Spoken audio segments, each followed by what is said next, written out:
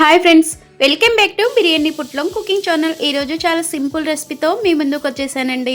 టిఫిన్స్లోకైనా అన్నంలోకైనా రుచిగా ఉండే 6 రకాల పప్పుల పొడిని ఇలా చేసుకొని తిన్నామనుకో చాలా టేస్టీగా నోటికి కమ్మగా ఉంటుందండి.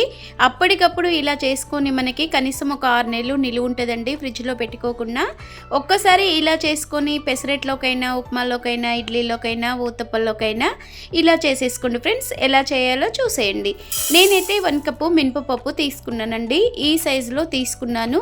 మీకు కావాల్సినంత ఈ సైజులో తీసుకుంటే చాలా చక్కగా వచ్చేస్తుంది. ఇలా 1 కప్పు మనం మినపప్పుని చక్కగా చిన్న మంట పైన వేపేసుకోవాలండి. ఇలా చూడండి ఫ్రెండ్స్, మనం ఎంత చక్కగా వేపుకుంటే అంత చక్కగా టేస్ట్ వస్తుందండి. అంత బాగుంటుంది, రుచి కూడా బాగుంటుందండి.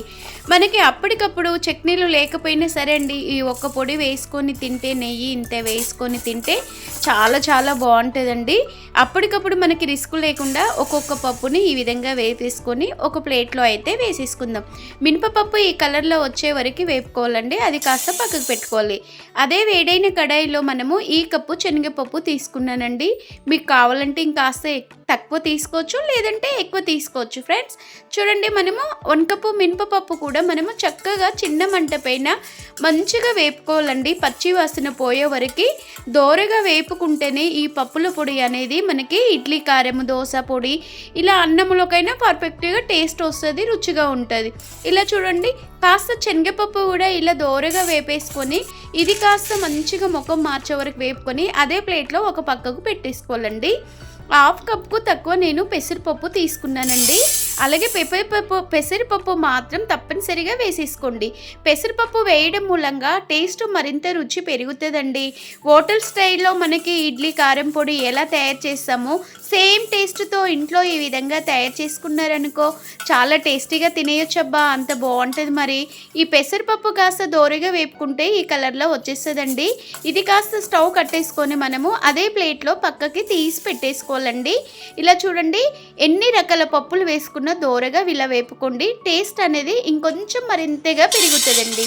అదే కడాయిలో మనము 1/2 కప్పు పుట్నాల పప్పు వేసుకోవాలండి. తప్పనిసరిగా పుట్నాల పప్పు అనేది వేసుకోండి. ఇంకా టేస్ట్ మరికొంచెం పెరిగేంత ఉంటుందండి. ఇలా చూడండి, ఆ పుట్నాల పప్పు కాస్త దోరగా వేపేసుకోవాలి. ఈ రకంగా వేపేసుకుంటేనే పప్పులు అనేది చక్కగా అన్నీ సేమ్ కలర్లో వేపుకోవాలి. ఒక్కొక్క పప్పు ఒక్కొక్క టేస్ట్ ఉంటుంది. అన్నీ మిక్స్డ్ చేసేస్తే అబ్బా ఇంకా టేస్ట్ చెప్పనక్కర్లేదండి. ఈ పుట్నాల పప్పు కూడా పెసరపప్పు పక్కకు చక్కగా కూర్చోబెట్టేశాను నేను మాత్రం. అదే కడాయిలో మనము చూడండి, ఒక 10 నుండి 15 వరకు ఎండుమిర్చి తీసుకున్నానండి. ఇలా తొడమలు తీసుకొని వేసేసుకోవాలి. మనము కావాలంటే మీరు కాస్త అడ్డంలో చుంచి వేసేసుకోండి. నేను మాత్రం అలాగే చక్కగా వేపేసుకుంటున్నానండి. ఇలా చూడండి, ఈ మిర్చి కూడా మనకి ఎలాంటి ఆయిల్ చుక్క కానీ నెయ్యి చుక్క కానీ వేసుకోకుండా వితౌట్ ఆయిల్తో ఈ విధంగా చేసుకున్న మనకు ఆరోగ్యం చాలా మెరుగున పడుతుందండి. ఎన్నో పోషకాలు ఉండే పప్పులతో ఒక్క పొడి చేసుకొని తింటే ఇంకేం కావాలబ్బా, 1000 ఏళ్ళకి సరిపడే బలము మనకి 1 నెలలోనే నిండిపోతుంది. అంత బాగుంటుంది.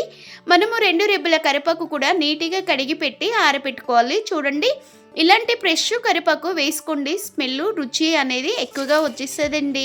ఇలా మనం అదే కడాయిలో మనము వేపిన తర్వాత చూడండి, ఈ గ్రీన్ కరివేపాకు కాస్త ముఖం మార్చేలా వేపేసుకోవాలండి. ఇది కూడా కొంచెం పచ్చి ఆకు కాస్త ఎండు ఆకులాగా వేపేసుకోవాలి.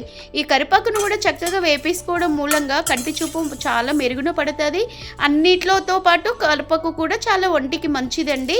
ఇలా చూడండి, ఇలా డ్రై అయ్యేలా మనము కరివేపాకు కూడా వేసుకుని ఎండుమిర్చి పక్కకు దీన్ని కూడా కూర్చోబెట్టేసామండి. అదే ప్లేట్లో అన్ని రకాలు వేపేసుకున్న తర్వాత 6 నుండి 7 వరకు వెల్లుల్లి రిబ్బలు పొట్టుతోనే వేసేసుకోండి. పొట్టుతోనే వేయడం మూలంగా టేస్ట్ అనేది చాలా బాగా చక్కగా వచ్చేస్తుందండి. నేనైతే చూడండి, మినపప్పు, శనగపప్పు, పెసరపప్పు ఈ విధంగా 4 రకాల నుండి 6 రకాల వరకు వేసుకున్నానండి. ఇలా వేసేసుకోవాలి ఒక్కొక్కటిగా. ఫస్ట్ అయితే మినపప్పు, శనగపప్పు వేసుకొని చక్కగా ఇది మాత్రం పొడి చేసుకోవాలండి. ఈ విధంగా పొడి చేయడం మూలంగా ఇవి కాస్త మందంగా ఉంటాయండి, మినపప్పు, శనగపప్పు. అలాగే ఈ 2 కలిపి మనం ముందుగానే చేసిన తర్వాత, పొడి చేసిన తర్వాత మనం పుట్నాల పప్పు, పెసరపప్పు వేసేసుకోవాలండి. అలాగే మనము నీట్గా వేపి పెట్టుకున్న ఎండుమిర్చి కూడా వేసేసుకొని దానితో పాటు వేపేసిన కరివేపాకు కూడా వేసేసుకోవాలండి. ఇలా వేపేసుకున్న తర్వాత చూడండి, నేను వెల్లుల్లి రిబ్బలు కూడా వేసేసుకున్నాను. దొడ్డుప్పు కాస్త రుచికి సరిపడా వేసుకోండి. సాల్ట్ మాత్రం ఎంత తక్కువగా వేసుకుంటే అంత మంచిదండి. బీపీ షుగర్ ఉన్న వాళ్ళకైనా పర్ఫెక్ట్ రెసిపీ అండి. చిన్నపిల్లలకు కూడా ఇంత ఇడ్లీలో వేసేసి ఇంత నెయ్యేసి తినిపిస్తే సూపర్ టేస్ట్ అండి. చిన్నపిల్లలకి అన్నంలో అయినా ఉగ్గన్నంలో అయినా తినిపిస్తే నెయ్యేసి చాలా బాగుంటుందండి. చాలా పోషకాలు ఉండే పొడి అనేది చూడండి ఎంత చక్కగా నీట్గా రెడీ అయిపోయేదో. ఇడ్లీ కారం పొడి అయినా అన్నం కారం పొడికైనా ఈ విధంగా ఎన్నో పోషకాలు ఉండే 6 నెలలు నిలువ ఉండే ఈ పొడిని ఒక్కసారి మీరు ట్రై చేయండి అబ్బా. ఇలా మెత్తగా రుబ్బేసుకోండి. 6 నెలల నుండి 7-8 నెలల వరకు చక్కగా ఫ్రిడ్జ్లో పెట్టకుండా నిలువ ఉంటుంది. అప్పటికప్పుడు